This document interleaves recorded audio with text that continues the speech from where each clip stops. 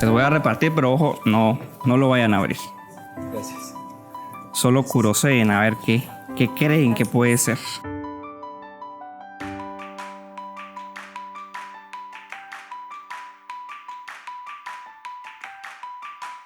Vamos a ver qué tan buenos adivinas y adivinos son.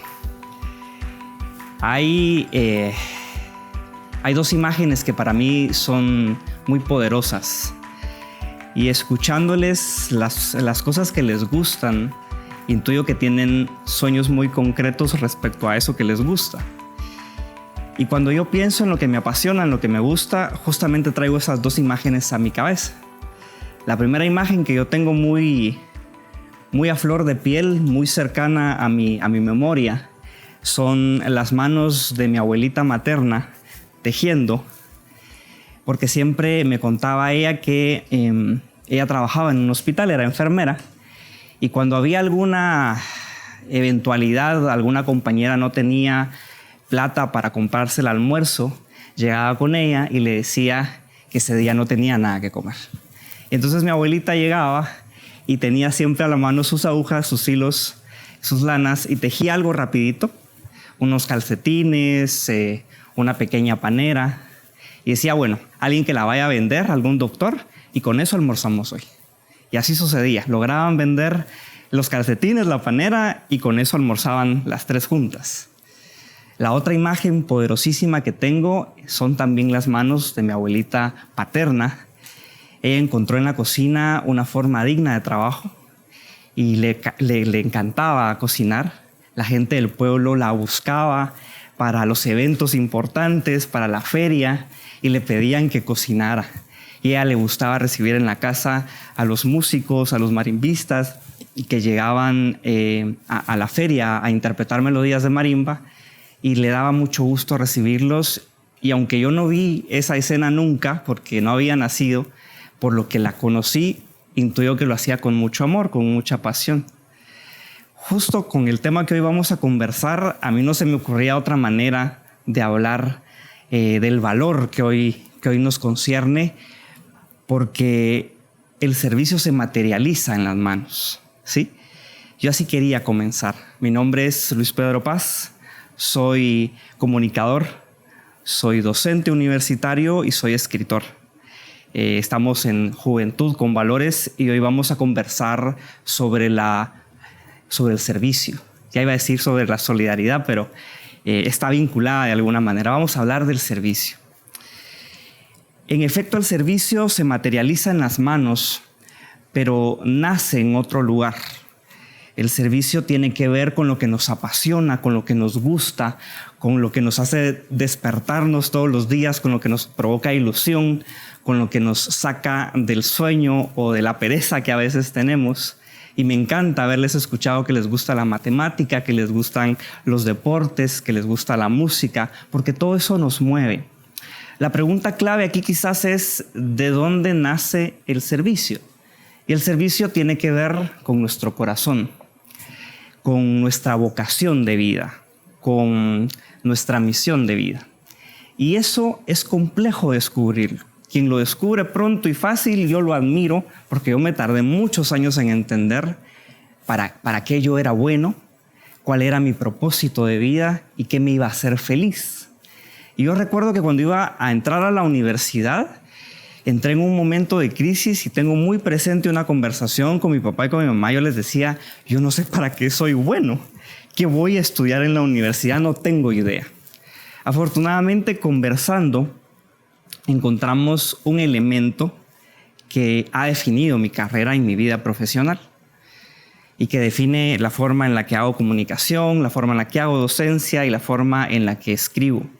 Y tiene que ver con la palabra.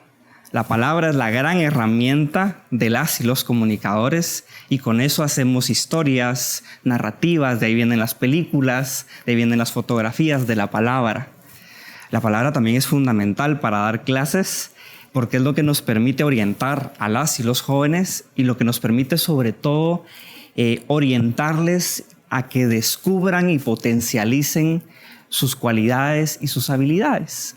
Y finalmente la palabra es clave para quienes escribimos, porque desde ahí contamos las historias que conmueven a las personas, las historias que nos hacen pensar y que nos hacen encontrar palabras suficientes para entender lo que sentimos.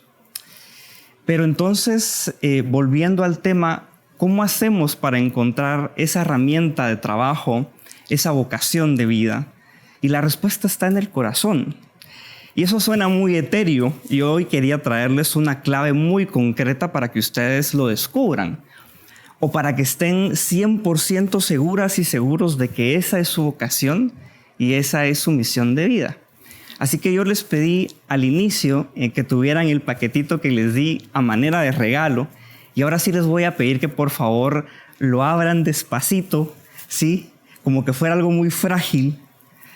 Y quisiera que lo revisaran y primero que concluyan si le atinaron o no a descubrir qué era lo que estaban pensando que estaba guardado ahí. Y luego que me cuenten por qué creen que es el objeto que les acabo de dar, por qué creen que es la manera para descubrir nuestra vocación o nuestro propósito de vida. Me encantaría que me dijeran por qué creen que es ese objeto y no otro objeto. Sí.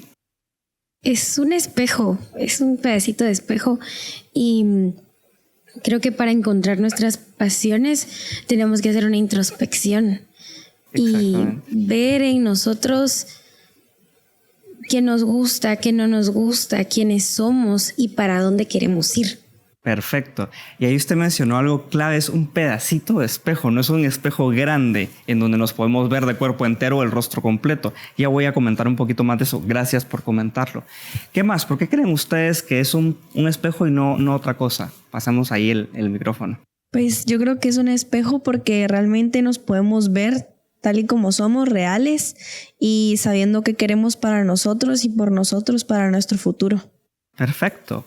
El ejercicio de verse no es muy frecuente. Por eso un poco pensé en un espejo pequeñito. Igual no podía traer un espejo muy grande y envolverlo y darlo a cada uno. Pero es un espejo pequeño porque es una invitación a vernos con detalle. Si ustedes lo agarran y se intentan ver, van a poder ver un ojo, una parte de la nariz, una parte de la boca. Y la invitación es a vernos con detalle. A mí no se me olvida que estando en una actividad con docentes nos invitaron a dibujar la palma de nuestra mano. Y entonces el ejercicio consistía en poner esta mano sobre la mesa y con esta dibujar. Y luego había que comparar si lo que habíamos dibujado correspondía a la realidad. Y la respuesta es que no. Nadie había logrado dibujar las líneas tal cual eran. ¿Por qué? Porque no nos dedicamos suficiente tiempo a conocernos. Le tenemos miedo a la soledad y la soledad quizás es el lugar perfecto, el lugar idóneo para encontrarnos y conocernos. A mí me cambió la percepción de la soledad cuando un profesor muy querido me dijo un pequeño poema que dice: como una novia imposible me ronda la soledad. Cuando la abrazo me encuentro y cuando me encuentro se va. Y ese poema a mí me abrió la mente y entendí que ahí era el espacio para conocerme. Y no necesita uno de un espejo para conocerse, necesita tiempo. Necesita uno quizás el espacio para escuchar una melodía uno solo, para comer solo, para ir al cine solo, para leer solo, para construirnos. Esa es la clave fundamental del servicio. Si nosotros nos conocemos, vamos a descubrir nuestras virtudes, nuestros talentos y las vamos a poder poner al servicio de alguien más. Y hay otra clave importante. Si el servicio se materializa en las manos, si nace del corazón, se alimenta de la mente. Eso es fundamental tenerlo claro. Se alimenta de lo que aprendemos, de lo que leemos, de lo que escuchamos, de lo que aprendemos de la gente con la que convivimos. Y eso que nos permite, entre más sepamos, mejor podamos servir. Entre más conozcamos, entre más nos nutrimos, mejor podemos servir. Y la última cosa con la que yo quisiera cerrar, ya para darle espacio a conversar un poco con ustedes, es que el pensamiento nos permite estar conscientes de la realidad, ¿sí? ¿Para qué vamos a servir? Hay que entenderlo. ¿por qué vamos a servir? Hay que hacernos esa pregunta. Delante de la pobreza, delante del hambre, de la injusticia, la pregunta clave es, ¿por qué pasa esto? ¿Cómo hago para evitarlo? ¿Puedo incidir para evitarlo? ¿Cómo lo hago? Y entonces el pensamiento es lo que permite estar conscientes de la realidad y entender por qué pasan las cosas. Los griegos decían que la persona virtuosa era aquella que servía de forma constante, que aplicaba el valor de forma constante, no de vez en cuando, y que lo hacía de forma consciente. Esa es la persona virtuosa, la persona que aplica el valor de forma consciente y constante. Yo ahí quisiera detenerme y abrir un espacio de preguntas y respuestas, porque este tema del servicio de pronto pues provoca reflexiones muy diversas y me encantaría escucharles y generar ese diálogo. Así que me callo y les escucho. Solo quizás van levantando la mano y así nos vamos pasando el micrófono y conversamos. Cuando servimos a los demás, creo que muchas veces se nos repite que uno tiene que servir de manera desinteresada y sin esperar algo a cambio. Pero siento que también somos conscientes de que a veces queremos que si damos algo, que sea recíproco. Entonces, no sé si realmente servimos de manera siempre desinteresada. Esa es una pregunta súper importante que tiene que ver con la conciencia, pero que también tiene que ver con la gratuidad con la que servimos sin esperar nada a cambio. Pero hay aquí un tema escondido que a mí me encanta descubrir precisamente en los espacios en donde he servido. Y es que muchas veces quien más recibe y quien más aprende es quien va a servir, no el que recibe el servicio. Y lo que sucede es que tenemos que estar abiertos a recibir otras cosas. Por ejemplo, aprendizaje de vida, sabiduría. Por ejemplo, que nos den ejemplo de cómo es una actitud delante de una adversidad. ¿Cuál es la mejor actitud delante de la adversidad? Eso no es algo que se toque, no es algo tangible, pero es algo que podemos recibir. Y creo que como todo ser humano, sí esperamos recibir algo a cambio o al menos experimentar algo en ese proceso de servicio. Mi conclusión sería estar abiertos a recibir cosas que no esperamos, ¿verdad? Por ahí iría mi respuesta. ¿Qué más? ¿Qué otras preguntas tienen por ahí? Sí. ¿Cómo nos podemos dar cuenta que una persona sí está sirviendo de corazón y no porque quiere resaltar de las demás personas o por obligación? Perfecto. Uno que es comunicador aprende que el lenguaje corporal dice muchas cosas. El lenguaje corporal nos dice cuando alguien está nervioso, cuando alguien está contento, cuando alguien está a gusto o cuando alguien está incómodo. Y el lenguaje corporal un poco revela qué interés hay en la persona cuando sirve, ¿sí? ¿Por qué? Porque el lenguaje puede dar la pauta para entender que la persona quiere ser discreta. Y os voy a poner un ejemplo de la vida cotidiana, y ya que empecé hablando de mis abuelitas, voy a regresar a ellas. Cada vez que era nuestro cumpleaños, hablando de los nietos y de un servidor, ella decía, venga para acá. Y calladita la boca y de una forma muy discreta guardaba un papelito y nos lo daba así a escondidas y era un billetito. Un billete de 50, un billete de 100 quetzales. Ella nos decía, bueno, a ver, me ponen todos atención, así en pleno almuerzo yo le voy a dar un regalo a Luis Pedro. No lo hacía de una forma discreta.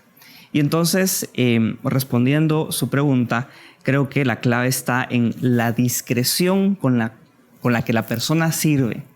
Y hoy las redes sociales nos ponen un obstáculo con este tema, porque a veces nos encontramos con el dilema de si contar o no en nuestras redes que estamos sirviendo.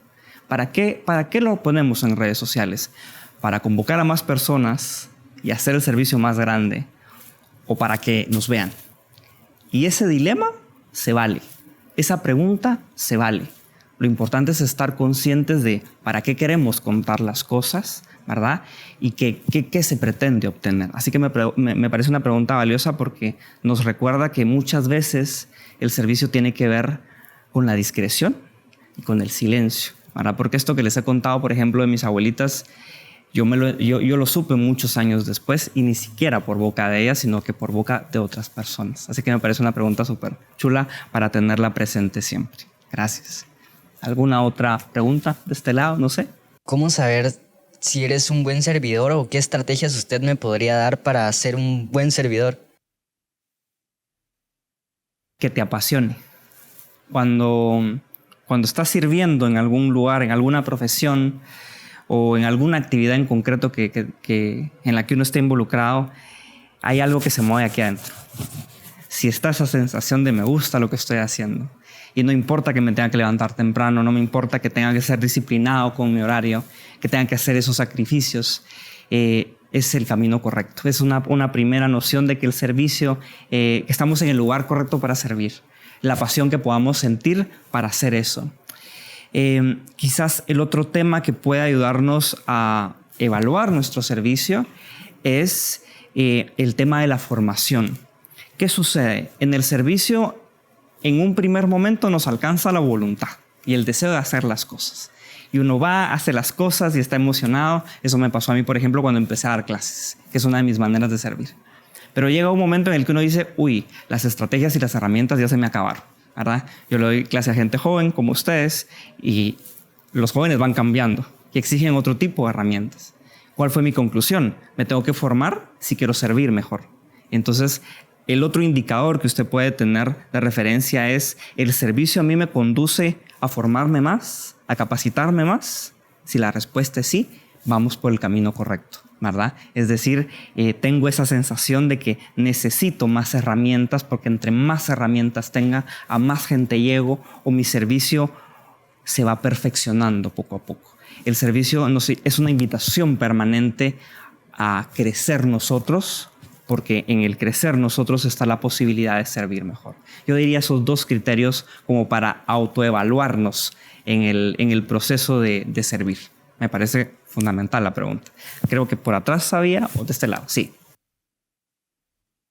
¿Cómo podríamos llegar a tener esa humildad para poder servir a las demás personas? Porque creo que en nuestro día a día se da mucho de que, porque quizá tienen un puesto muy alto, ellos creen que no deben de servir a los demás, pues cuando no debería de ser así, porque todos podemos servirle a cualquier persona sin importar el estatus que tenemos. Totalmente. Las personas que ejercen el liderazgo, las personas que están en la cabeza, son las primeras llamadas a servir. En una jerarquía, quien uno espera que sirva más es el que está a la cabeza, porque es el que conoce más, el que tiene más experiencia, la persona que ha desarrollado más habilidades. Entonces, esa es una invitación a quien ocupa un espacio de liderazgo en cualquier lugar, en cualquier grupo. Pienso, por ejemplo, en el grupo de amigos, en el colegio, en la escuela, el que más sabe es el que más tiene que servir, ¿sí? El que entiende matemáticas, por ejemplo, es el que tiene que explicarle a los demás. Entonces, es un primer elemento que yo lo utilizaría de recordatorio, porque ustedes van a ocupar posiciones de liderazgo en cualquier momento de la vida. Y el primer elemento que ustedes tienen que tener presentes es, si estoy arriba, es porque voy a servir. A mí me encanta, hay una frase del Papa Francisco que dice que la única manera lícita de ver hacia abajo, tratándose de dos personas, es si yo voy a ayudar a alguien a subir la grada. Esa es la única manera. Y el otro elemento importante a tomar en cuenta es que a veces, por más que nos cueste, tenemos que hacer las cosas en silencio, casi que en secreto, para aprender que lo primero es el servicio y lo que venga después es un extra, ¿verdad? Y entonces muchas veces estamos tentados de hacer algo e írselo a contar a alguien. Guárdelo un ratito, téngalo ahí, haga el servicio y no lo cuente a nadie. Va a haber un momento propicio en el que la vida misma va a dar la posibilidad de que conversemos de lo que estamos haciendo. Pero creo que el segundo movimiento que yo haría es guardarlo y atesorarlo de momento para mí y luego compartirlo. Y cuando lo vaya a compartir, preguntarme, ¿para qué lo voy a compartir? ¿Lo voy a compartir para que más gente se sume? Perfecto, vamos por buen camino, ¿verdad? Porque a veces el ego nos traiciona y lo que queremos es la foto y el aplauso. Y sí, está bien, somos seres humanos. Esa idea a todos nos pasa por la cabeza. Pero yo diría esas dos claves. El que está arriba está llamado a servir más. Y cuando hacemos un servicio, en inicio hay que guardarlo para nosotros. Aprendemos y seguimos la marcha. ¿Hay otra duda? Voy allá y luego voy allá. Sí. A la hora de que nosotros estamos agradecidos, en ocasiones nos sentimos como comprometidos por devolver el favor. ¿Hasta qué punto es recomendable o hasta qué punto es aceptable estar agradecidos? Por ejemplo, alguien hace un favor o está agradecido con otro y por devolver ese favor hace una cosa que no es debida o hace que esa persona esté más comprometida con algo no correcto. ¿Hasta qué punto o en qué punto se puede dejar el agradecimiento? ¿Se puede dejar en un gracias o en un bonito recuerdo que alguien te ayudó o como a un favor que no rompa las reglas? ¿En qué punto se tiene que dejar ese agradecimiento? Hemos hablado de que el servicio pasa por las manos, por el corazón que se alimenta de la mente, y voy a recurrir también al cuerpo para contestar esa pregunta. El cuerpo es muy sabio y nos dice cuando algo no está bien y hay que subirle volumen al cuerpo y hay que escuchar al cuerpo. Cuando uno se pone en exceso nervioso, algo está pasando a mi alrededor que me tiene incómodo. Y entonces, delante de la gratitud, yo diría que hay que escuchar al corazón. A mí me hacen un favor, me hacen un servicio, como yo creo que debo corresponder. Y la clave no solo para saber cómo responder, la clave para cualquier decisión en la vida está en el discernimiento. El discernimiento no es escoger entre lo bueno y lo malo, eso es muy fácil. Entre no hacer deporte y ser sedentario y hacer deporte es claro qué es lo bueno y qué es lo malo. El discernimiento es escoger entre dos cosas buenas, la mejor. Eso se vuelve complicado, ¿sí? Y a veces el tema de la gratitud nos pone delante dos opciones que en apariencia son buenas, ¿sí? ¿Cómo yo decido cuál es la forma correcta de agradecer y hasta dónde llegar para agradecer? La clave está en la paz que siento yo dentro, delante de la decisión o del camino que yo quiero tomar. Yo decido que para agradecer voy a escribir una carta, por ejemplo, y le voy a plantear a la persona lo que significa para mí lo que hizo.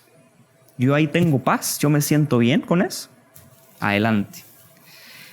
Yo estoy pensando que debo comprar algo material, que debo expresarlo de una manera más evidente. ¿Cómo se siente mi corazón delante de eso? ¿Me siento en paz? No tanto. Entonces no voy por ahí. Yo diría como respuesta a ese planteamiento que es casi un dilema, ¿no? ¿Hasta dónde debe de llegar la gratitud? Y en general cualquier decisión de la vida es ¿con qué se siente en paz mi corazón? ¿Con qué me siento entusiasmado? De pronto les comparto esta experiencia. Recuerdo estando muy, muy chiquito, tuve una maestra que a mí me cambió la vida, ¿sí? Yo tenía mucho temor siempre de expresarme. Fui un niño tímido y entonces sentía que debía de agradecerle, pero no sabía cómo. Por eso les mencioné la carta, porque fue mi manera de agradecerle. No me animaba a decírselo en la cara y verbalizarle gracias. Y entonces dije yo, bueno, sí le quiero dar gracias, pero no me siento cómodo pensando en hacerlo en persona. Le voy a escribir una carta. Y con eso mi corazón se sintió en paz y fue linda la experiencia de preparar la carta y dársela. Tiempo después, ya estando yo grande, ya me mostró que seguía guardando la carta. Entonces no tenía que ser nada grande, nada material, y la decisión fue tomada precisamente pensando en qué le daba paz a mi corazón. Me parece una pregunta también muy valiosa para tenerla presente siempre. De este lado creo que estaba la otra pregunta. Muchas veces nosotros estamos agradecidos con alguien más y nosotros decidimos hacerlo por medio de algún acto de servicio, pero muchas veces las personas no lo toman a bien. ¿Por qué se da esto? ¿Por qué será esto? ¿Por qué no lo toman a bien? Hay gente que hace las cosas con total desinterés y que de verdad no espera nada a cambio. Eso tiene que ver con el tema de la cultura. Hay culturas en el mundo, por ejemplo, que ven mal el dejar propina en un restaurante luego de comer. Sí, las culturas asiáticas, por ejemplo, porque para la cultura asiática el mandato es servir y hacerlo perfecto y no esperan nada más a cambio, porque en ese espacio, por ejemplo, el cliente ya está pagando por ese servicio. Entonces, cuando culturalmente ellos se encuentran con una propina, ellos se sienten como incómodos, ¿sí? Entonces yo diría en principio que es un tema cultural. es un tema de cómo yo veo el servicio, ¿sí? En muchas ocasiones hacemos algún servicio y cuando la gente intenta agradecernos, uno dice, no, es que yo no lo hice esperando que me dieras algo a cambio. Quizá por eso es la incomodidad, porque uno no espera nada a cambio.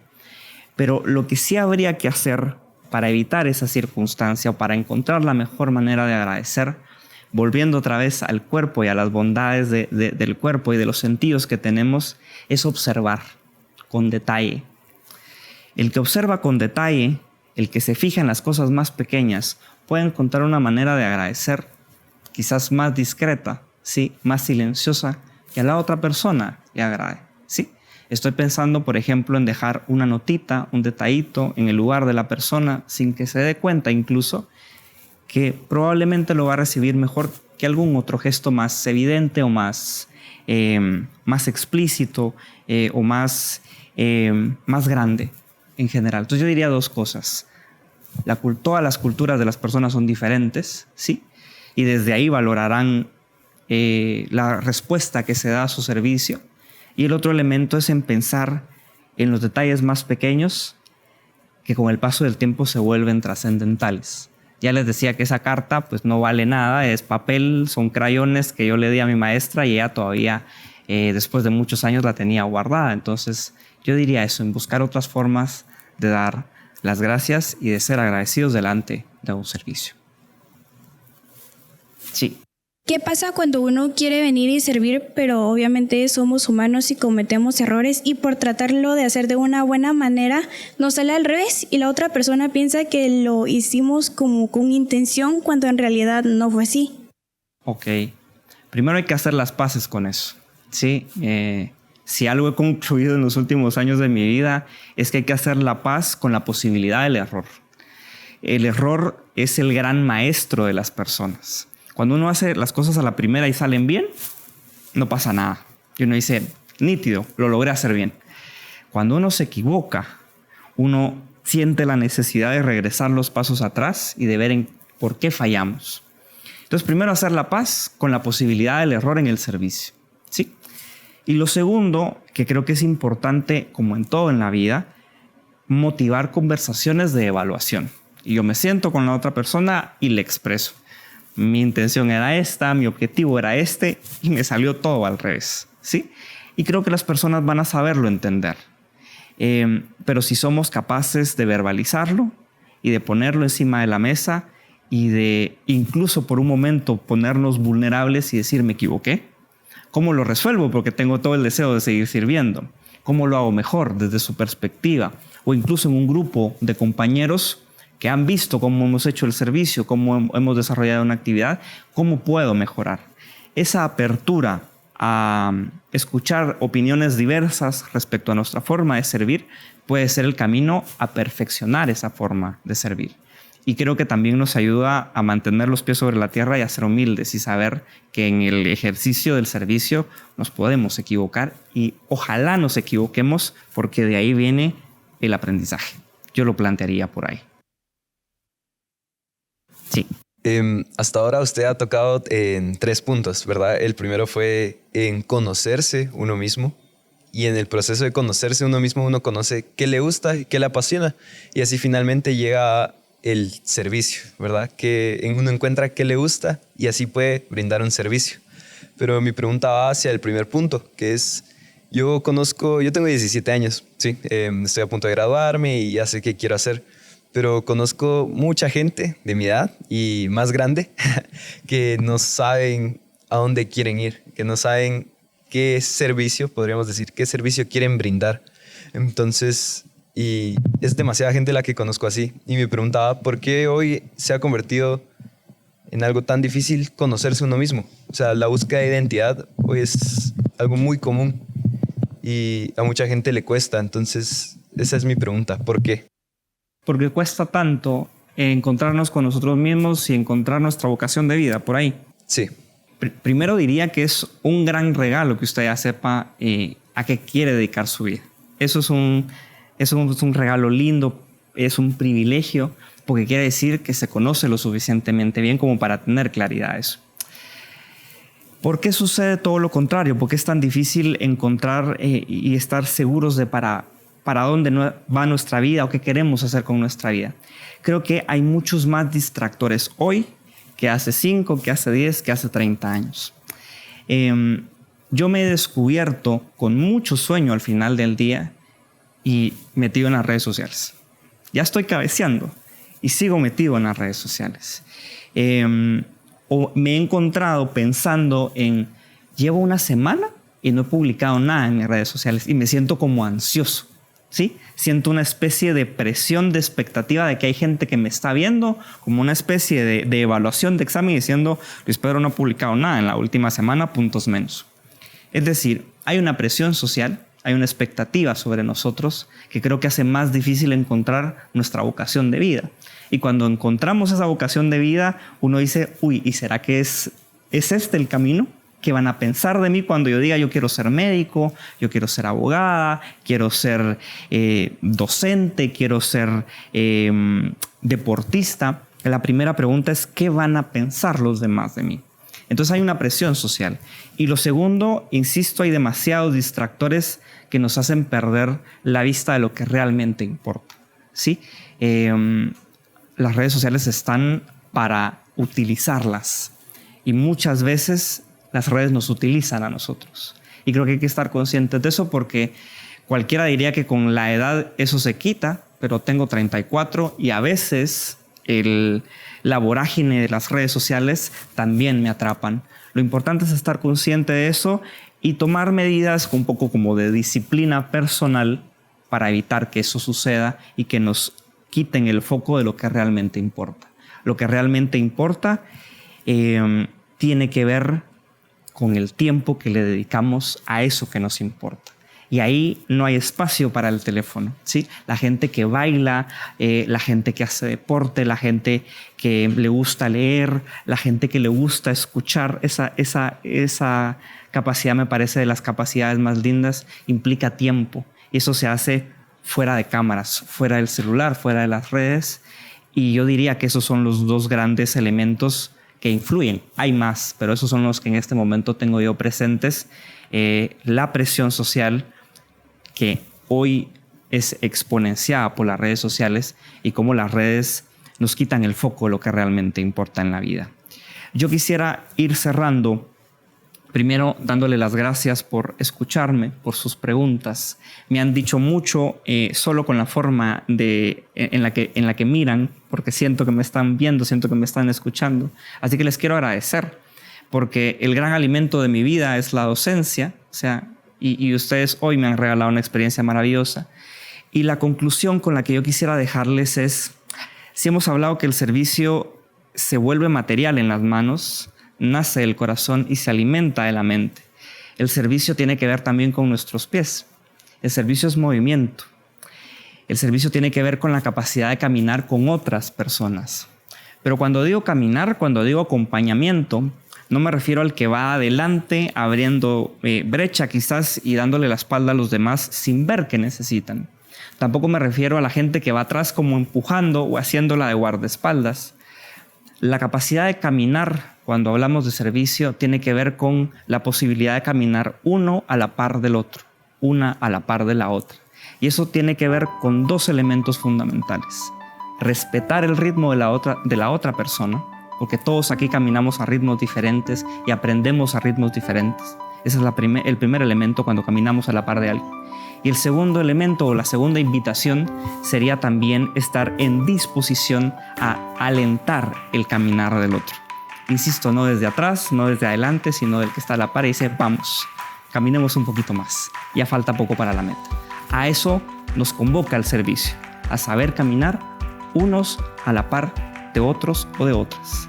Gracias por escuchar, gracias por este espacio y gracias por animarse a hacer preguntas que permiten profundizar. En la profundidad hay grandes regalos de vida y el mejor ejemplo lo tienen ustedes. Si dedican tiempo a profundizar delante de ese espejito, van a encontrar regalos maravillosos. Gracias de verdad.